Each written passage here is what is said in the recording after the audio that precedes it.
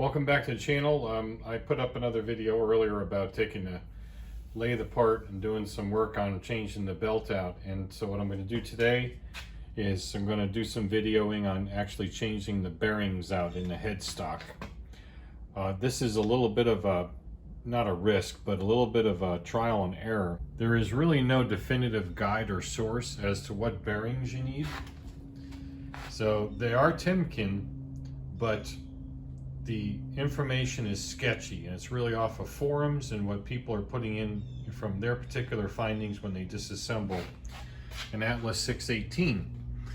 There are some other Craftsman Atlas products like the small mills and stuff that apparently use the same bearings, and I went through and made some notes where I was trying to figure out which ones to actually get. So I got, I think I have the proper bearings. When I had this apart before, the way these bearings are set on that spindle, I think, I'm not really sure. No, you really can't see the back side of the bearing where the numbers are etched or stamped or whatever, because they're blocked by the features of the spindle, at least the front one. I'm not sure about the back, because that one comes right out. I could have looked at that one, but I didn't. And the cones, you can't, the actual races, you can't see at all as far as the numbers, because they are definitely on the inside and up against the shoulder where they sit into this headstock. So again, took a little bit of an educated guess based on a couple of different forum posts. So let's see if these guys will replace these guys. I already have disassembly of this on video. You don't need to see that, so I think I'm going to use the this old Tony method of getting this apart in basically an instant. So let's give that a shot. Cha-cha-cha! Got her stripped down. Just the cups or races are left in. Obviously this is the rear, this is the front. So yeah, I'm not really comfortable with wrapping these out.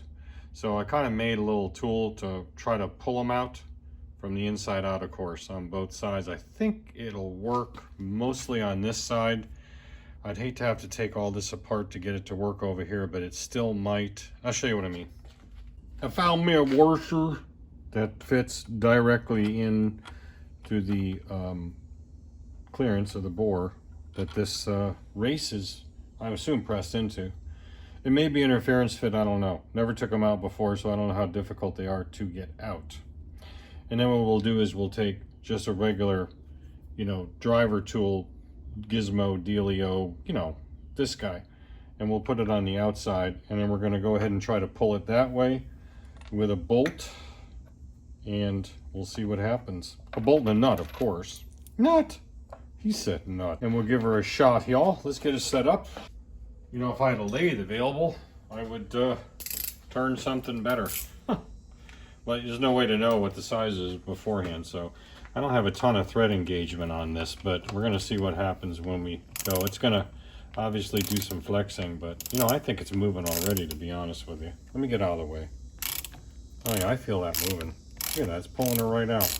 This headstock's cast iron. I don't want to be wrapping on it. Crack it and then good night, Irene. Yeah, she's going. I feel it. She's almost out. We'll wrap that out now, just gently. I think what I read, the cups or the races are the same on the front and back. I'm pretty sure that's the case. And then the bearings are different. Something like that. I don't know. I got them sort of separated to where, or organized to where I think I'm going to need them. So let's just tap this the rest of the way out. There she goes. Oh, nice. Okay, so there are numbers. Made in USA, and the numbers are, for the front one, it says Timken, 07196. Made in USA. Look at what I got. I got a 07196. All right, I'm just going to do the back one the same way, and then we'll come back and we'll take a look at the bearings, because we got to press the bearings. Well, actually, you know what? Let's change that. I'm going to take a look at the back bearing at least, because that'll give me an idea. Back of the headstock, of the back section here. I got to drive the front one off to actually see the number. Let's take a look at the bearing number for the back. 07079. And looky what we got, a 07079. Okay, so I know for sure that's for the back. So we'll set those to my little area I marked here for back, or the back side of the spindle. Perfect. So far, so good. Again, this is the back, or the rear of the spindle, the gear side. 07079 is your Timken number for that. I'd do it a little differently in this back side because the round piece won't fit with the forward and reverse countershaft gears here, or idler gears, whatever they're called. So I went over to the Grizzly drill press, and we got that taken care of with some scrap steel.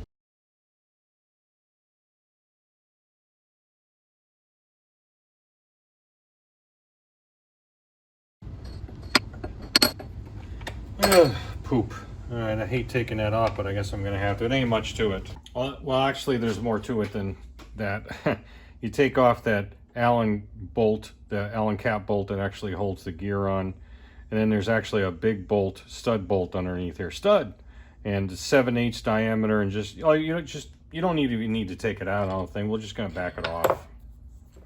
There's plenty of room now. We'll just wrap her out. Again, we have the front race information. I think the cups are the same. This is a 07196, which is indeed the same race or cup as the front. So again, this was the back, that's the front. It's the same race. We don't have to worry about getting them mixed up.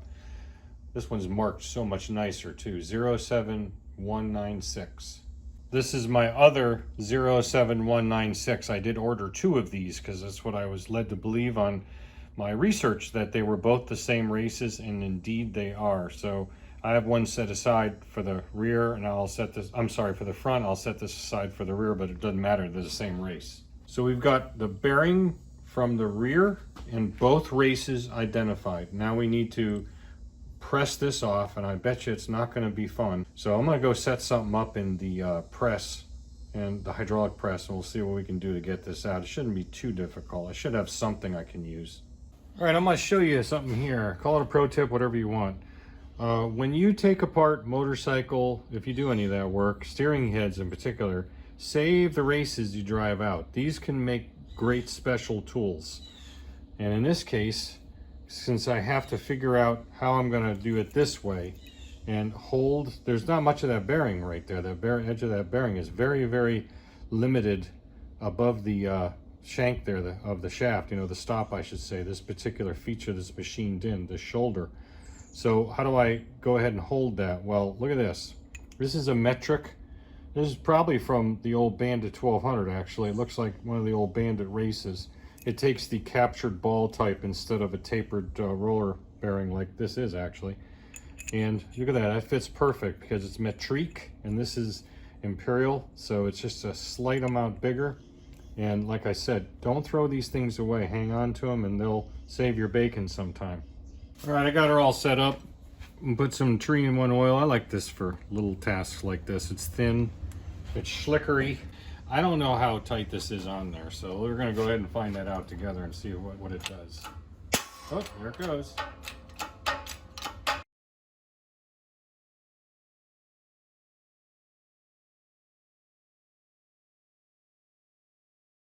All right, see, the one thing I absolutely do not want to have happen is that this thing take a Brody on the floor.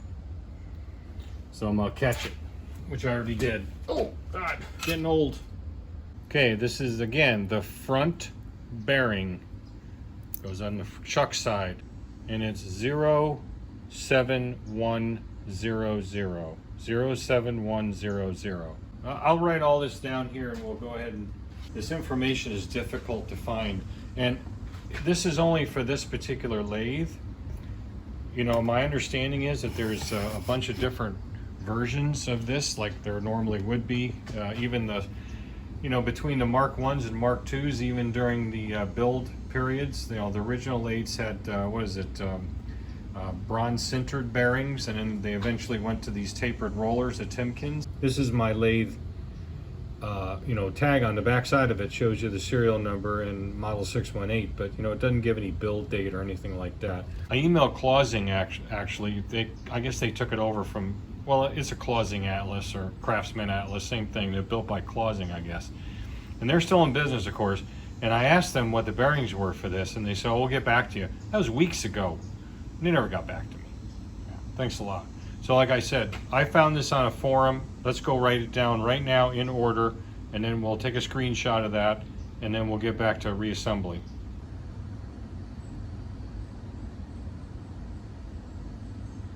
Remember, all those bearings are Timken numbers. By the way, I got all these bearings between eBay and Amazon, actually. These look pretty new, like brand new boxes. This is one of the cones. This would be a bearing, that is, not a cup. 07079, which is of course the bearing for the gear side. You can see that that is new old stock. So this has been sitting around for a while. Also, it says do not remove bearing until ready for assembly. I accidentally did, and the Timken cops were just here. They gave me a $500 fine. So if you want to send some donations to help pay that off, I'd sure appreciate it.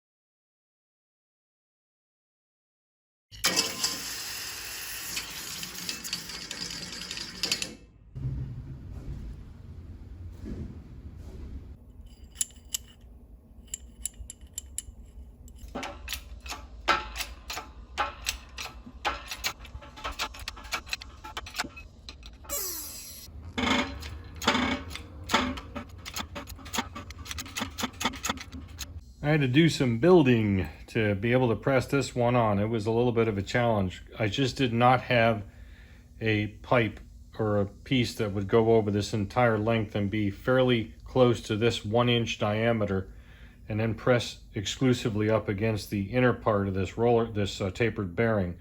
So I actually took the old bearing, and as you saw, I cut it and spread it after heating it. And then you can put that on this way because it's smaller, and use that as a presser. And then I just took whatever else I had on there. This went down, as you saw, this way. So this is the part that was fixed, and I was moving this part, this thread part. This is where the chuck thread's on. And so this keeps it concentric so it doesn't walk off and damage the cage, and it's the right size. And what I did was I took a big washer. That's I used a 1-inch drill bit, but I filed it out a little bit, and I drilled it out on the Grizzly. And that goes over and captures the whole thing and then pushes it all the way down. I had to do it in steps, as you saw. Just one of these things that I just don't have the right setup for it, but you can do it. It's not terribly hard to get on. This is definitely a press fit, though. A little bit more than an interference for sure. So we got her all on. I'm going to clean it off with brake clean, 100%, blow it out, not to spin the bearing while I do it, and then we can be all set for putting the races in. I got a new tool. This is a bearing race driver for basically metrics. I think it listed in millimeters, see? It's for steering head bearings, and it's kind of creative or clever. It has just 2 sides and all sorts of different machine features to pretty much handle just about everything. So what I'm going to do is I'm going to try to use that because it looks pretty cool. And what we'll do is we'll take, remember that both the races are the same on the spindle side and on the gear side. It's just the bearings are different. So I'm going to take and figure out which one we can use for this. Well, this one, which is the 50 millimeter, actually works pretty well on this. So I might start with this one and then finish it up and vice versa. I like this too, though. It kind of goes into a nice and flat. Maybe this one. I like this one a little bit better. It's pretty cool. The doesn't have a nut on the end or bolt on the end of it like others do. It just has an O-ring that holds it in place, so it's kind of neat. I do like this.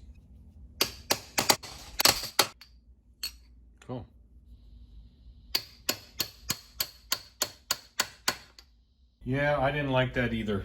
This back one, you can actually just slip it in and it'll slip out. It's like a perfect fit, a clearance fit actually. Manufacturing variances and things like that. It happens. So what we'll do is simply use a little sleeve retainer.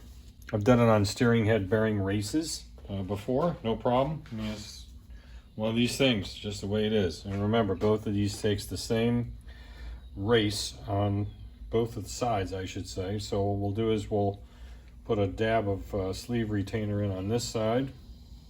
Don't need much when it's a tight fit, and it is fairly snug. And we'll put a skosh on the outside of the race as well. Should be fine. And then rinse and repeat.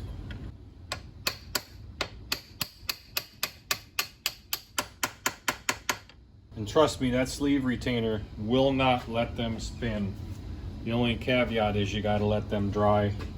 Well, let them dry probably 24 hours and then put some load on them. So what we're going to do is after I get this these put in, you just have to loosely put everything in. See, that's not good.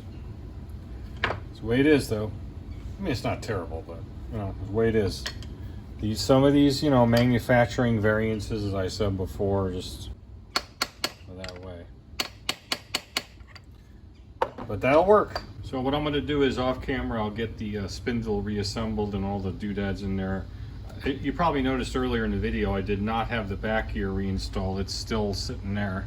The reason why I did that was because I knew I'd be changing these bearings out, so I didn't need the back gear for anything, so I just left it out. But I will put it back in once we get everything tied up and working. I'm not going to do that until tomorrow. So what I'll do is I'll just come back and do an outro once I get the spindle and stuff back in. So what I'm going to do is just keep some pressure on it with a C-clamp just to make sure they're seated 100% up against those shoulders. And we'll let that sleeve retainer dry. And I have some Loctite 515 on those. They're like caps. They have a little keyway in them so you can slip the shaft through. You said shaft. With the key inserted. And or keys actually to them. And then, you know, you can get, we'll get it together, but it's not gonna be a problem. Like I said before, I put in steering head bearings that way. In fact, the Concourse 14 has got that situation. I changed those. Believe it or not, they put the captured ball bearing steering head bearings even in a big bike like this, which I'm like, what? And of course, it got really notchy and nasty over a few years. So I put the all balls steering head kit in there, and the races just kind of slip in. They really should be a friction fit or a interference fit rather. But you know, when I mic'd them up, they were about 1/2,000 small. So you know, that's not a big deal. They were a nice smooth fit, so they were like the perfect size if you were going to make a part go into another and not necessarily taking it out constantly. And I used some sleeve retainer on that. It's been fine ever since. So we're not gonna have any problem with that. We just gotta let everything cure up though, because I can't start messing with it and having oil all over stuff and then possibly compromising the, it's really Loctite green, but it's called sleeve retainer. I don't know what the Loctite number is, a Permatex brand, but all right, so we'll pick it up when I get it all back together and we'll give her a test then. All right, so that's it. She's all back together. Got the back gear in, as you can see there, all put back. And I had a problem with this back gear. I think I mentioned it on that one video I did on changing the belt. There is supposed to be a small ball bearing and a spring that detents this back gear, see? Well, there is now, but the spring was in there and no ball bearing. Now, I have a bunch of those loose in one of my parts drawers, so it's like a 1/8 inch ball bearing, so I got that put in. So once you get mesh, well, there it goes. It doesn't want to do that usually until you disengage that so it can kind of find its place. So basically, that's where we're at. Basically, yeah, and real happy with everything, the way it came out. Those bearing cups or races are definitely in there. Checked it all out this morning. You know, this is not unusual, even on motorcycles, when you replace races, especially on something old. maybe somebody's gone in there and kind of really sanded it out. I hit these very lightly with some 600 grit just to clean the schmoo because they were a little, a little junk in there. If I took anything out, it was a matter of tenths, and on the cast iron, and so they were still a little bit loose. So sleeve retainer works really well. It won't work if they're doing this crap when you put them in, but if they're sliding in nice and firm and just not necessarily a friction or an interference fit as designed, you can definitely use a Loctite green, that a sleeve retainer, and it works good for this application. I like to lubricate these tapered rollers actually with gear oil. In trailers and stuff, in other applications you have grease, and of course we don't want to use grease in this, but through the oil caps here, I just dribbled down some 90 weight, and it's really worked really well. I mean, the old bearings weren't terrible. I was just having a hard time getting this thing dialed in, and I had some chatter issues, so I just wanted to rule out the headstock. When I just did a test cut just on the end of this mild steel here, I got a little bit of chatter still, but then I realized that one of my gibs was off on the cross slide. So I readjusted the cross slide gibs, and now she's working real well, even with high-speed steel, which shouldn't be a problem in mild steel anyway. But I'm out of cutting oil, so I'm just using some crap I got laying around, like 3-in-1. Unfortunately, it's absolutely not cutting oil. In fact, it can actually hinder the cutting, but just to keep the tip from burning, I got to order some more cutting oil. But at any rate, here's how she sounds. Let me turn off the lead screw drive first so you can just actually hear the headstock and the spindle.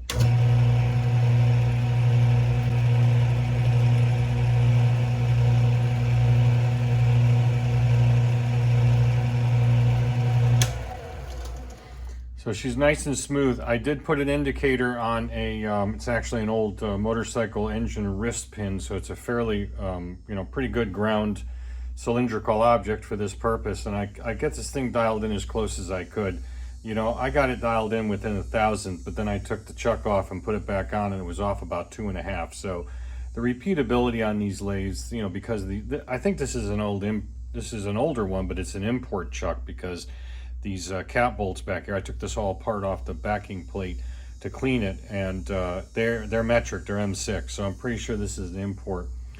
And that's fine, for what I do on this thing, a couple thousandths concentricity is going to be just fine, because when I turn something, unless it's removed and replaced back in the chuck, as long as I do whatever I'm doing in one operation, everything's going to be concentric to that operation anyway. So it's not really a big deal for me. I paid $600 for this lathe, and I haven't put a whole lot of time into it over the years, the couple of years I've had it, except for what I just did and changing the belt out, and it's been really, really good.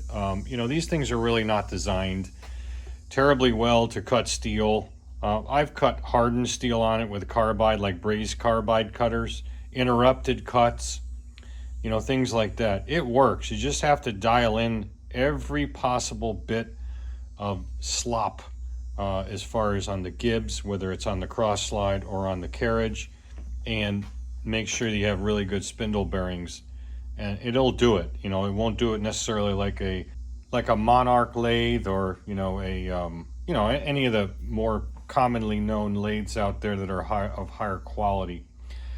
And I wish I could figure out the build date on this. I should email Clausing back, even though they didn't respond to the last query except to say that they're looking into it, and see if they can look up by the serial number when this was manufactured. It would just be kind of an interesting FYI. Let's take a quick cut here on this steel, and then we'll close out the video.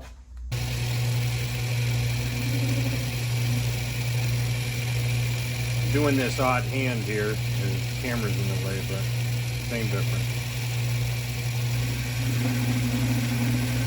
That's a pretty heavy cut for this.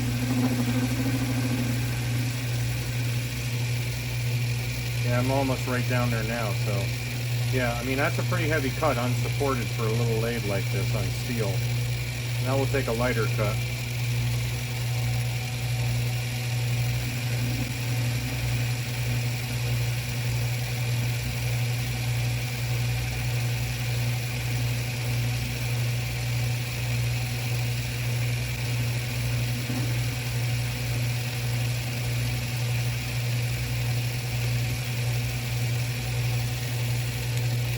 Yeah, I gotta regrind this high-speed steel, but the chip breaking is not good. It could be the feed too, but anyway, I'll play with all that another time, because I've been kind of trying to get this thing redialed back in after I did some other work on it. I took the carriage not all the way off, but I had to dislodge the carriage for something. I forgot what it was. I had to do something. I've already replaced the half nut on the lead screw, and I replaced the little nut that is in here, the brass nut for the cross slide. So those are all done. Like I said, I haven't put a whole lot into this thing. It's you know, a couple $100 maybe between the quick change here, the OXA-0, and then some other stuff. But I like it. It's a great little lathe, and especially if you put the live center in and something like this, it'd turn it, you know, just peachy keen.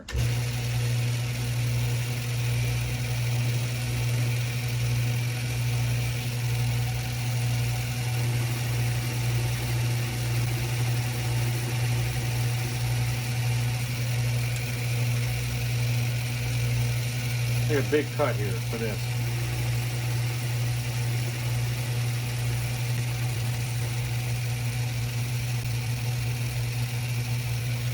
So we cut off that larger area and just went down and meshed it up, or matched it up rather, to almost just a little bit below that surface. Nice finish, even with high speed. And I gotta regrind that, like I said, but yeah, you know, these don't deal too well with stick out, especially in steel, even that little bit of stick out. But you know, you support it at the tail end of it with a tailstock and a live center, and you can pretty much do what you need to do. Before I finalize the closeout on this video, I just wanted to emphasize one thing. I did say earlier in the video that there is no data, like no set information on which bearing goes in which place. That's not exactly true. It's not that it's not listed. It's not listed in Timken numbers.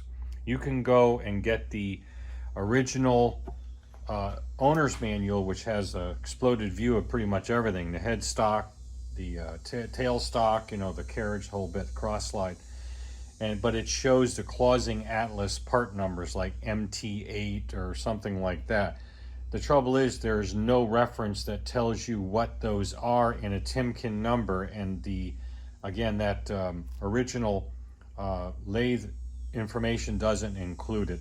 Yeah, so I showed you all the numbers already. You know that. If you have one of these, definitely use those numbers. If it's one of these tapered roller bearing lathes, at least give it a shot. You can always tear it apart first and then read the numbers off the back like I showed you, and then order your parts. That's fine. But I just took a shot based on what I read on the forums, and it was the exact right bearings. This is exactly the right time to end the video. As always, thanks for watching. Catch you on the next one.